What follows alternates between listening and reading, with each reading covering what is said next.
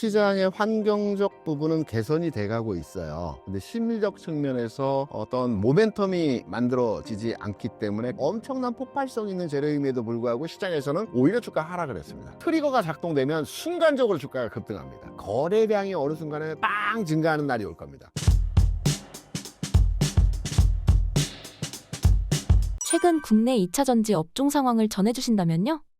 안 좋죠. 그러니까 시장의 환경적 부분은 개선이 돼가고 있어요. 근데 심리적 측면에서 어떤 모멘텀이 만들어지지 않기 때문에 계속해서 주가 하락이 연일 나타나고 있습니다. 어제 그제 나온 내용을 이제 우리가 보게 되더라도 굉장히 호재성 재료가 나오지 않았습니까? 미국에서 감세 정책 법안이 통과됐고요. 여기에 대해서 2차 전지 배터리 업계에 대한 보조금 폐지를 원래는 2032년이었는데 1년만 딱 당긴다는 겁니다. 시장에서는 이 보조금 IRA 보조금 폐지가 뭐 즉시 일어날 거라고들 평가를 해서 시장에서 악재로서 반응을 했던 거거든요. 근데 어제 그제 나왔던 내용을 비견해서 판단해 보게 되면 2032년을 2031년으로 1년 줄인 내용이기 때문에 이거는 뭐 안 줄였다라고 볼 수도 있는 거거든요. 엄청난 폭발성 있는 재료임에도 불구하고 시장에서는 오히려 주가 하락을 했습니다. 이게 뭐냐면 수급에서의 심리가 아직 개선되지 않았다는 건데요. 이런 심리가 개선되지 않은 상황에서 어느 트리거가 작동되면 순간적으로 주가가 급등합니다. 지금 2차전지 업종에 대해서 부정적으로 판단하는 첫 번째 내용이 캐즘이죠. 캐즘은 해소가 되고 있어요. 왜냐하면 지난 1분기 실적을 들여다보게 되면 LGsol루션 흑자로 전환됐죠. 그 다음에 에코프로비엠도 흑자로 전환됐죠. 그리고 포스코피처엔도 아마 흑자로 돌아선 걸로 제가 기사를 본 것 같아요. 그러니까 몇몇의 기업들은 선제적으로 미리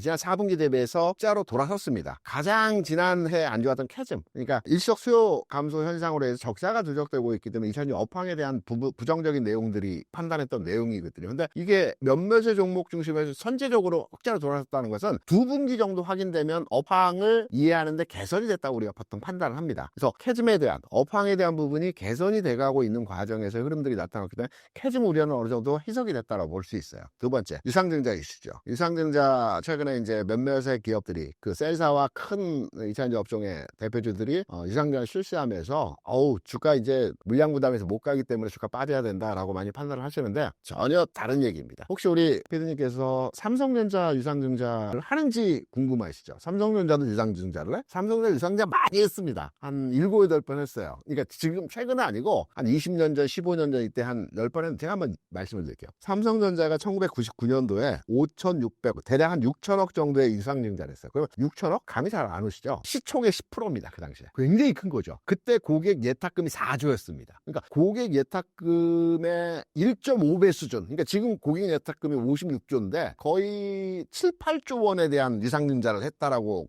이해를 하시면 어마어마한 규모라고 이해를 하실 겁니다. 그럼 삼성전자 그때 왜 했느냐? 왜 유상증자를 했느냐? 그것도 시총의 10%에 가까운 물량에 대한 부분을 왜 했느냐라고 말씀하시면 99년도가 어떤 때였냐면 97년도에 IMF가 있었죠. 그래서 IMF 때 모든 주가가 빠지면서 삼성전자도 700원까지 빠졌어요. IMF의 리바운드가 세게 나왔죠. 거의 1년 동안. 그러면 2,100원까지 쫙 올라갔습니다.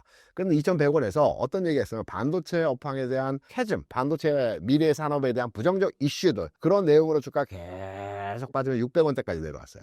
600원대 유상증자를 했습니다. 600원대 최바닥에서. 그리고 나서 이게 8,000원까지 올라갔습니다. 8,000원에서 2,100원까지 내려왔다가 다시 지금의 5, 6만원, 9만원까지 올라온 주가의 흐름인데요. 무슨 말씀을 드리려고 하냐면 삼성전자 큰 회사지 않습니까? 그 당시에도 큰 회사였습니다. 지금도 큰 회사이지만 LG솔루션부터 해서 셀 3사, 2차전지 업종의 종목들 큰 회사들이지 않습니까? 큰 회사들이 유상증자 할 때는 이거를 경영 악화나 회사의 직원들 월급을 못 줘서 유상증자 하는 것이 아니고 위기에 투자하고 위기에 대응하기 위해서 유상증자를 통해서 다음 흐름을 읽어가는 거거든요. 그리고 주가가 더 하락할 것 같지만 오히려 주가가 바닥치고 쭉 올라가는 현상들이 나타납니다. 물량, 유상증자, 소화 이후의 주가 상승, 이게 아니라는 얘기죠. 그래서 제가 말씀드렸던 업황 개선되고 있습니다. 조금씩. 유상증자 문제 크게 우려할 필요 없습니다. IRA 이번 결과치 보게 되면 오히려 호재입니다. 환경은 개선됐어요. 다만 주가가 빠지는 것은 수급적 측면에서 심리의 문제입니다. 그러니까 이 차 이제 안 좋아 하니까 주가 빠지는 거거든요. 근데 이게 어느 순간에 뭐 재료가 나올 수도 있고요. 이게 어느 순간에 뭐 외국인이 산다는 기관이 산다가 폭발적으로 매수가 한 번 들어오게 되면 이 주가는 하루 이틀에 다 회복을 해버립니다. 이전에 최근에 빠진 흐름을 세게 회복합니다. 그러니까 지금 이차전지를 가지고 계신 분이라고 한다면 그 타이밍을 저도 모릅니다. 세게 반등, 뭐 다음 주가 될지 2주 뒤가 될지는 모르겠으나 그 타이밍에 한 번에 회복되는 과정에서의 흐름들이 조만간에 나올 가능성이 높다라는 내용으로 과거에 제가 오랫동안 시장에 있으면서 읽어왔던 흐름들을 판단해 보게 되면 개선이 되고 있는 상황에서 수급적 측면에서 악화됐을 때는 이게 어떤 트리거가 나올 때 급격한 상승 흐름이 나타난다. 이 내용으로 2차전지 업종에 대해서 판단하시면 될 것 같습니다. 국내 2차전지 업체들이 중국 업체보다 경쟁력을 가지려면 어떻게 해야 할까요? 기술력으로 뚫어야죠. 그리고 가격으로 뚫어야죠. 첫 번째는 전고체이고요. 27년도 상용화라는데 좀 당겨질 것 같아요. 26년도, 그러니까 내년 정도에 상용화 될 것 같고요. 이 부분이 현실화가 되면 경쟁력 면에서 우위에 쓸 수 있고요. 두 번째는 가격입니다. 그러니까 중국이 LFP, 우리나라는 뭐 다른 그 MCM계가 강하다라고 하는데 LFP든 MCM이든 가격이지 않습니까? 가격이 싸면서 좋은 제품이 잘 팔리게 되겠습니다. 근데 중국하고 그 전까지는 가격 경쟁이 안 됐거든요. 근데 최근에 우리나라에서 또 경차에 전기차가 나옵니다. 현대차에서 나오는 경차에 전기차가 적용이 됐거든요. 가격은 일반 경차보다 좀 당연히 비쌀 수밖에 없겠죠. 경차에 적용된 전기차가 나온다는 것은 그만큼 배터리 업계에서의 가격을 기존보다도 확 낮췄다는 거거든요. 보통 전기차는 비싸거든요. 뭐 테슬라도 뭐 몇 억씩 하듯이 현대에서 나오는 차량들도 5, 6, 7천만 원씩 합니다. 근데 경차 한 3천만 원 전후 가격에 경차가 나왔다는 것은 가격 경쟁력을 지금 현재 만들어 가고 있다는 측면이기 때문에 이 부분이 실관을 두고 진행이 될 때 중국과 경쟁에서 우위를 점할 수 있다라고 판단이 되죠. 기존 2차전지 투자자들은 어떻게 투자 전략을 짜면 좋을까요? 앞서 제가 쭉 설명을 드렸다시피 투자 전략이라고 하면 시장의 투심 개선이 되는 시점을 포착해야 되는데 그 시점은 우리가 알 수가 없습니다. 그러면 현재 그래 방송을 들으니까 다 개선이 됐고 좋아진다는 지금 사자 이 부분으로 접근하시기보다는 우리가 이제 주식을 발바닥에서 살려고 하잖아요. 근데 발바닥에 사는 건 정말 운이 좋아야 되는 겁니다. 그렇다고 한다면 이렇게 한번 이해를 하시고 이산지를 계속 보고 계시고 다 가지고 계세요. 그러면 지금의 수준에서 가격보다도 거래량이 어느 순간에 빵 증가하는 날이 올 겁니다. 이 거래량 증가가 2, 3일 정도 유지가 되는, 물론 가격은 올라가 있겠죠. 거래량이 최근 어느 수준의 거래량 증가냐, 최근 평균 거래 2배 내지 3배 정도의 거래량이 2, 3일, 그러니까 2, 3일 이상 증가 추세가 유지가 될 때 이것은 바뀌었다는, 물량을 다 소화하고 악성 물량을 소화하고 다시 전환한다는 의미로 해석이 되거든요. 가격은 좀 올라와 있을 건데 그때 물타기든 추가 진입이든 관심이든 가져가시는 대응으로 전략을 가져가시면 될 것 같아요. 많은 기업들이 로봇에 투자하는 이유가 무엇인가요? 로봇에 대해서 테슬라뿐만 아니라 현대, 뭐 삼성, LG, 뭐 국내 대기업들 다 투자하고 있죠. 해외 기업들도 마찬가지예요. 근데 로봇은 4차 산업의 결정체이고요. 그리고 로봇에 대해서 이제 투자를 많이 진행하는 것은 이제 효율성을 따지는 거죠. 기업 입장에서. 효율성이라는 게 뭐냐면 인건비죠. 그러니까 사람이 하던 일을 로봇이 대체해야겠다는 거 아니겠습니까? 그래서 테슬라에서 자율주행 로봇 택시를 만드는 것도 뭐 1년이면은 그 인건비, 사람이 운전하는 1년의 인건비는 로봇 한 대 가격하고 상응한다라고 해요. 한 4, 5천만 원 정도 인건비가 나간다라고 하면 4, 5천만 원이면 자율주행 로봇 택시를 바꿀 수 있다라고 하니까 이 부분인 거고, 안타깝지만 일자리가 줄어드는 거에 대해서는 저도 굉장히 안타깝게 생각하지만 추세, 흐름, 기업들이 이 부분의 로봇에 대해서 추진하는 것은 이런 대체에 대한 부분들이라고 판단을 합니다. 다가올 로봇 시대의 2차전지 업종이 수혜를 받을 수 있을까요? 받는다면 국내 수혜주는 무엇일까요?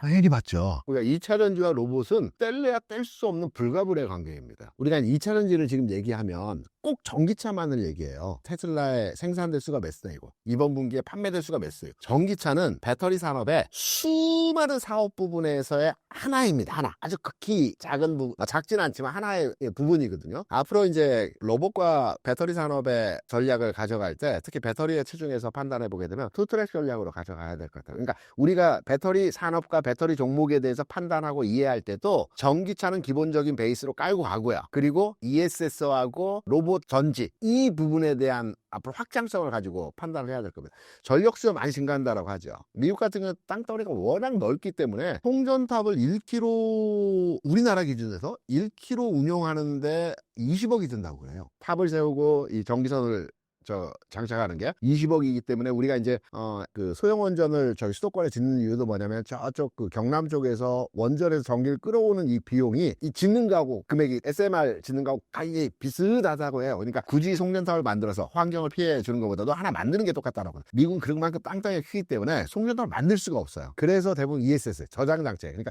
트럭에다가 에너지 저장 장치 스토리지를 이제 가지고 다니면서 그것만 교체해 주는 직업이 있을 겁니다. 큰 이 박스 같은 형태로 돼가지고 이거 집 앞에다 이거 교체해 주고 또 트럭 타고 가서 교체해 주고 그러면 이걸 한 일주일 쓰고 이런 형태의 ESS 산업이 이제 앞으로 계속 확장될 겁니다. 커 나갈 겁니다. 그리고 로봇 전지 부분이 이제 시장이 확대될 거예요. 지금 로봇이 휴머노이드이든 공장용 로봇이든 이제 로봇 전력이 연결되지 않은 상태에서 특히 휴머노이드 같은 경우는 한 번 충전하면 한 3시간 정도 사용한다고 그래요. 그러니까 3시간마다 교체를 하루 세네 번 이상 교체를 해줘야죠. 번거롭지 않습니까? 교체하는 시간도 꽤 걸립니다. 요 전지의 밀접도를 이제 늘리는 게 이제 관건이긴 한데 요 투트랙으로 ESS와 로봇 전지에 대한 부분에 대한 내용으로 이제 이산화탄소 적종 로봇과 연결지어서 판단하는 흐름으로 우리가 가져가야 될 것 같습니다. 다가올 로봇 시대에 투자하고 싶다면 어디에 투자하는 게 좋을까요?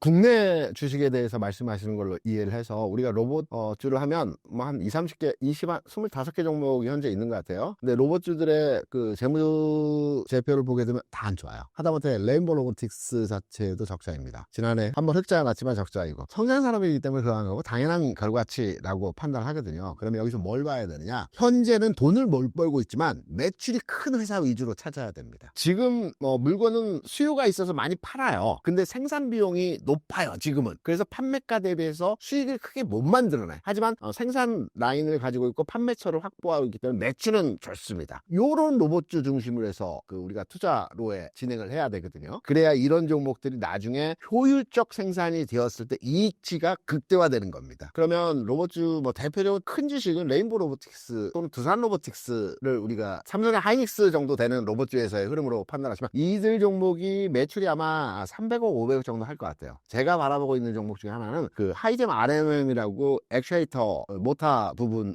있어서 우리나라 강자입니다. 이 회사는 매출 한 800억 정도 됩니다. 그러니까 레인보우 로보틱스, 두산 로보틱스보다도 매출이 크다라는 거죠. 모터에 있어서 굉장히 강점을 가지고 있기 때문에 저는 이제 소부장이라고 판단을 할게요. 로봇주에서 휴머노이드 완성체 업체, 소부장 이렇게 구분지어서 판단한다면 소부장 내에서 투자 관점의 접근이 필요하다고 보고 있고요. 개별적으로 긍정적으로 판단하는 종목은 하이젠 RMM에서 긍정적으로 판단과 평가를 하고 있습니다.